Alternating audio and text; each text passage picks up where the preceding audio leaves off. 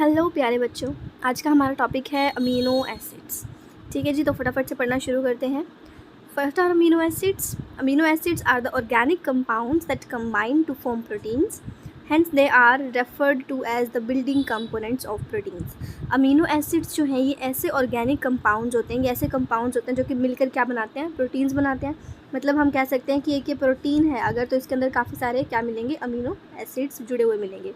ये जो मैंने एक एक सर्कल लगाया है ये क्या इंडिकेट करे, अमीनो एसिड को। तो amino acids combine to form proteins and hence हम कह सकते हैं कि अमीनो एसिड जो है वो प्रोटीन्स का बिल्डिंग कंपोनेंट है। मतलब जितने भी प्रोटीन्स हैं ना, वो उनको कौन बिल्ड कर रहा है, उनकी जो इमारत है वो कौन खड़ी कर रहा है, अमीनो एसिड्स खड़ी कर रहे हैं। ठीक है जी। These biomolecules are involved in several biological and chemical functions in the human body and are the necessary ingredients for the growth and development of human beings. ये जो बायोमोलिक्यूल्स होते हैं, ये जो अमीनो एसिड्स होते हैं, अमीनो एसिड्स को ही हम बायोमोलिक्यूल्स बोल रहे हैं यहाँ पर। ठीक है, जो ये बायोमोलिक्यूल्स होते हैं दीज आर इन्वॉल्व्ड इन बहुत सारी बायोलॉजिकल और केमिकल फंक्शंस में ये इन्वॉल्व होते हैं हमारी बॉडी के अंदर। हमारी बॉडी के अंदर जो भी केमिकल फंक्शंस हो रहे हैं, ये जो भी बायोलॉजिकल प्रोसेसेस हमारे बॉडी के अंदर हो रहे हैं, उन सभी में अमीनो एसिड्स का एक बहुत बड़ा रोल है। और हमारी ग्रोथ और डेवलपमेंट के लिए भी ये बहुत ज़रूरी है। नेचर में अराउंड 300 अमीनो एसिड्स पाए जाते हैं। There are about 300 amino acids that occur in nature. This is the general formula of amino acid. इसके बारे में हम डिटेल में पढ़ेंगे आगे इस वीडियो में, बट अभी के लिए ये जान लीजिए कि this is the general formula. मतलब जो स्टैंडर्ड अमीनो एसिड, अगर हमें कोई कह रहा है कि अमीनो एसिड का डायग्राम बनाओ या फिर हमें स्ट्रक्चर एक्सप्लेन करो तो कैसा होता है, तो आपको ये स्ट्रक्चर बनाना है। एक कार्बन ग्रुप होगा बीच में, उससे एक कार्बोक्सिलिक एसिड ग्रुप अटैच्ड होगा और एक एमाइन ग्रुप अटैच्ड होगा। एक साइड एक आर साइड चेन होगी और एक ग्रुप होगा हाइड्रोजन। ये बेसिक अमीनो एसिड का स्ट्रक्चर है। इसके बाद आता है general properties of amino acids. Amino acids की कुछ खास प्रॉपर्टीज़ जो मोस्टली सभी अमीनो एसिड्स के अंदर मिलती है। पहली तो है कि they have a very high melting and boiling point. इनका जो मेल्टिंग और बॉइलिंग पॉइंट है, मतलब ये लोग जो है बॉइलिंग पॉइंट भी इनका बहुत ज़्यादा होता है। मतलब बहुत ज़्यादा पॉइंट अचीव करने, बहुत ज़्यादा टेम्परेचर अचीव करने के बाद ये हम कह सकते हैं कि बॉयल हो रहे हैं, अब ये बॉयल होना शुरू हो गए हैं। सिमिलर केस होता है मेल्ट के साथ कि बहुत ज़्यादा टेम्परेचर तक ये अपनी मेल्टिंग को रेजिस्ट कर सकते हैं। बहुत ज़्यादा टेम्परेचर हमें देना पड़ेगा इन अमीनो एसिड्स को मेल्ट करने के लिए, पिघलाने के लिए। Amino acids are white crystalline solid substances. In taste few amino acids are sweet, tasteless and bitter.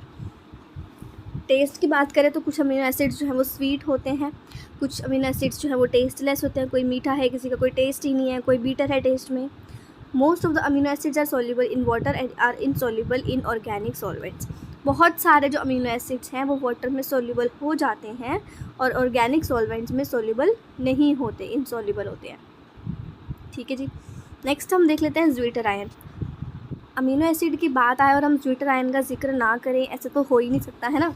तो अमीनो एसिड जो हैं उनको हम जनरली ज्वीटर आयन भी बोलते हैं। अब ये ज्वीटर आयन क्या होता है भाई? Zwitterion is a molecule that has both positive and negative regions of charge. Zwitterion जो है ये एक ऐसा मॉलिक्यूल होता है जिसके पास एक पॉजिटिव ग्रुप भी है और एक नेगेटिव ग्रुप भी है। यानी कि एक ऐसा ग्रुप है जिसके ऊपर पॉजिटिव चार्ज है और एक ऐसा ग्रुप है जिसके ऊपर नेगेटिव चार्ज है। ये दोनों के दोनों जिस मॉलिक्यूल के अंदर होंगे ना, उसे हम जिस अमीनो एसिड के अंदर होंगे, मोस्ट जो अच्छा तरीका होगा इसको बोलने का वो यही होगा कि ये दोनों के दोनों ग्रुप्स जिस अमीनो एसिड के अंदर होंगे ना, उसे हम ज्वीटर आयन कहेंगे। अब हमने अमीनो एसिड का फॉर्मूला देखा था, कुछ इस तरह का ही था ना। एक अमाइन ग्रुप हो गया जो कि बेसिक होता है नेचर में, एक कार्बोक्सिलिक एसिड है, कार्बोक्सिलिक एसिड है तो एसिडिक ग्रुप है, एक साइड चेन हो गया और एक हाइड्रोजन अटैच्ड होगा। इसके बाद आता है कि amino acids are made of ammonium और amino group which contains a positive charge. Amino group पर क्या चार्ज होता है? Positive sorry. As well as a carboxylic group which contains a negative charge. Carboxylic group पर कौन सा charge होता है? नेगेटिव चार्ज होता है। तो ये एक अमीनो एसिड है। इसको आयनिक फॉर्म में अगर हमें रिप्रेजेंट करना है, मतलब कि हमें अब ये बताना है कि स्ट्रक्चर में कौन कौन से आयन्स हो सकते हैं। तो अमाइन ग्रुप है, इसके ऊपर कौन सा चार्ज होता है? पॉजिटिव। मतलब कि ये एक प्रोटॉन जो है अपने आप को गेन कर सकता है, तो ये प्रोटॉन गेन कर सकता है। ठीक है, इस तरह से इसने प्रोटॉन गेन कर लिया। अब COOH कार्बोक्सिलिक एसिड पर नेगेटिव चार्ज होता है, ये एसिडिक ग्रुप है, ये एक अपना प्रोटॉन जो है वो डोनेट कर देता है, इसीलिए इस पर नेगेटिव चार्ज होता है। ठीक है जी। तो ये क्या है? ये आयनिक फॉर्म है अमीनो एसिड की, या फिर जिसे हम क्या बोलते हैं मोस्ट कॉमनली ज्वीटर आयन। तो ये होता है ज्वीटर आयन जिसमें एक पॉजिटिव चार्ज वाला ग्रुप होता है, एक नेगेटिव चार्ज वाला ग्रुप होता है और ये मिलकर क्या बनाते हैं? Zwitter ion. ठीक है जी। अब देख लेते हैं हम ज़रा फंडा, इनके कैटायन एंड आयंस किस तरह से बनते हैं, कब प्रोटॉन लॉस करते हैं, कब प्रोटॉन गेन करते हैं। ठीक है जी। तो सबसे पहले देखो, आपने एक स्टैंडर्ड अब आपने एक स्टैंडर्ड ज्विटर आयन पढ़ा। ज्विटर आयन में एक पॉजिटिव चार्ज होगा अमीनो ग्रुप पर, नेगेटिव चार्ज होगा कार्बोक्सिलिक ग्रुप पर, और एक होगा साइड चेन और हाइड्रोजन अटैच्ड होगा। ये एक बेसिक हमने अमीनो एसिड का स्ट्रक्चर लिया। तो ये कब है, जब पीएच जो है वो न्यूट्रल है।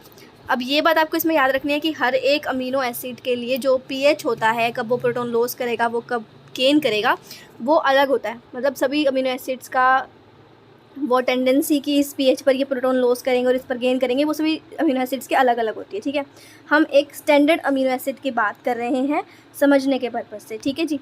तो ये एक ज्विटर आयन का फॉर्मूला है। इसके अंदर एक अमाइन ग्रुप है जिस पर पॉजिटिव चार्ज है, एक कार्बोक्सिलिक ग्रुप है जिस पर नेगेटिव चार्ज है। अगर हम पीएच कम कर दें, यानी कि अब हम जा रहे हैं एसिडिक वाली साइड, अगर पीएच कम होता है तो एसिड होता है, ये तो सबको पता होगा ना।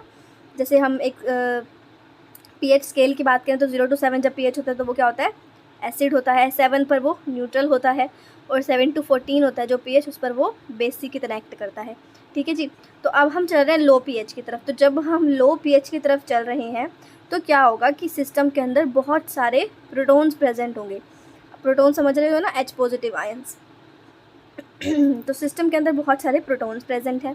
तो जब लो पीएच की तरफ जाएगा ये ज्विटर आयन, तो अब इसके पास एक ग्रुप है COO नेगेटिव, जिसके पास एक प्रोटॉन होना चाहिए, लेकिन इसने अपना प्रोटॉन जो है वो लॉस कर दिया था। तो ये क्या करेगा, लो पीएच पर एक प्रोटॉन को गेन कर लेगा। ठीक है जी। सॉरी।